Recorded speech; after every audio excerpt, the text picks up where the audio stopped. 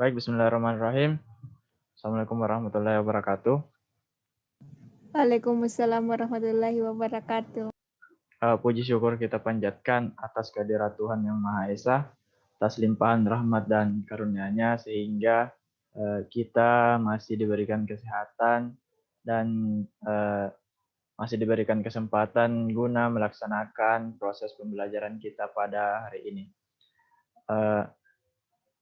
Pada kesempatan kali ini, Bapak akan membawakan materi yaitu struktur dan fungsi jaringan tumbuhan.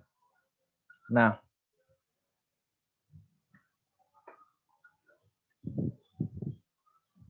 terkhusus pada struktur dan fungsi akar. Nah, struktur dan fungsi akar di sini ada dari luar akar yang terdiri dari yang pertama itu rambut akar atau dalam bahasa Inggris yaitu root hairs.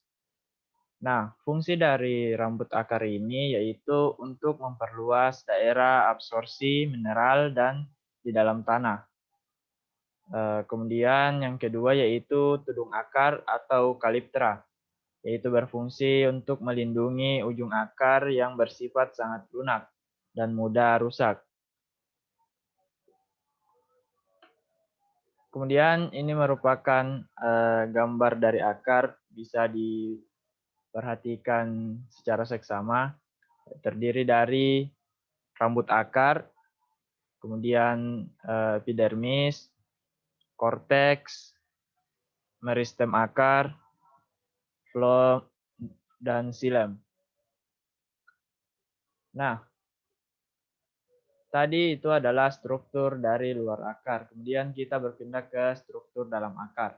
Nah, di struktur dalam akar ini terbagi lagi menjadi beberapa bagian. Yang pertama yaitu epidermis atau eksodermis. Tumbuhan terdapat di bagian terluar akar, berfungsi sebagai jalan masuk air dan mineral, dan melindungi lapisan yang ada di bawahnya.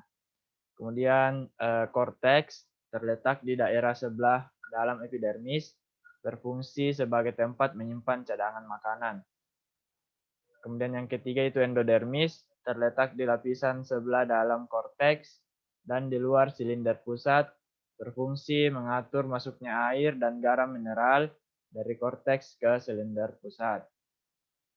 Kemudian bagian selanjutnya yaitu silinder pusat, berfungsi untuk membentuk cabang-cabang akar dan sel-sel prokambium dan membentuk floem yang baru ke arah luar dan xilem ke arah dalam. Nah, xilem ini terletak di bagian tengah akar yang berfungsi mengangkut air dan garam mineral dari tanah menuju ke daun. Kemudian floem berfungsi mengangkut hasil fotosintesis dari daun ke seluruh tubuh tumbuhan. Nah, bisa dilihat di PowerPoint yang ditampilkan contoh dari akar dikotil dan akar monokotil. Sebelum kita lanjut, apakah sudah diketahui apa itu monokotil dan dikotil?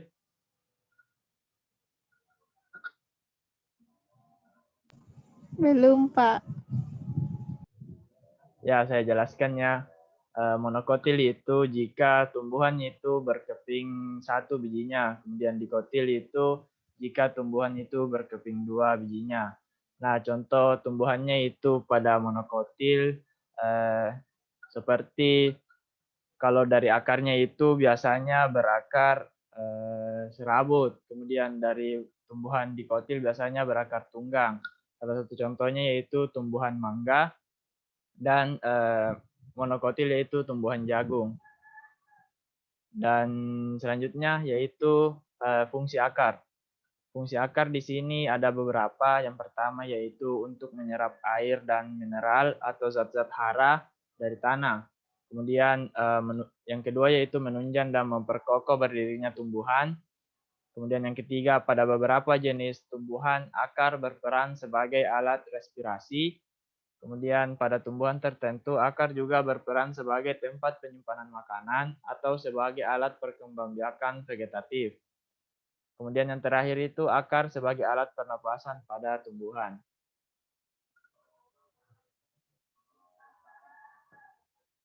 Nah, itulah tadi materi singkat yang Bapak bisa sampaikan pada sebelum kita mengakhiri pelajaran kita pada hari ini. Bapak akan menyampaikan tugas pada anak-anak sekalian, yaitu tugasnya itu berkeliling rumah dan mengamati atau melakukan pengamatan tentang perbedaan dari akar monokotil dan dikotil pada tumbuhan, dan dicatat kemudian akan dipresentasikan minggu depan. Nah, dan juga manfaat dari pelajaran kita pada kesempatan kali ini, kita dapat membedakan atau dapat mengetahui struktur dan fungsi jaringan yang ada tumbuhan, khususnya pada akar itu sendiri, baik itu dari morfologi maupun dari anatominya. Nah, saya juga ingatkan untuk anak-anak sekalian pada pertemuan minggu depan, yaitu tolong dipelajari tentang struktur dan fungsi jaringan tumbuhan, khususnya pada batang, karena kita akan memasuki materinya, dan sebelum memasuki materinya Bapak akan memberikan kuis. Jadi terima kasih karena sudah bergabung dan memperhatikan penjelasan yang singkat dari saya. Saya akhiri. Wabillahi taufiq wal hidayah. Wassalamualaikum warahmatullahi wabarakatuh. Waalaikumsalam warahmatullahi wabarakatuh.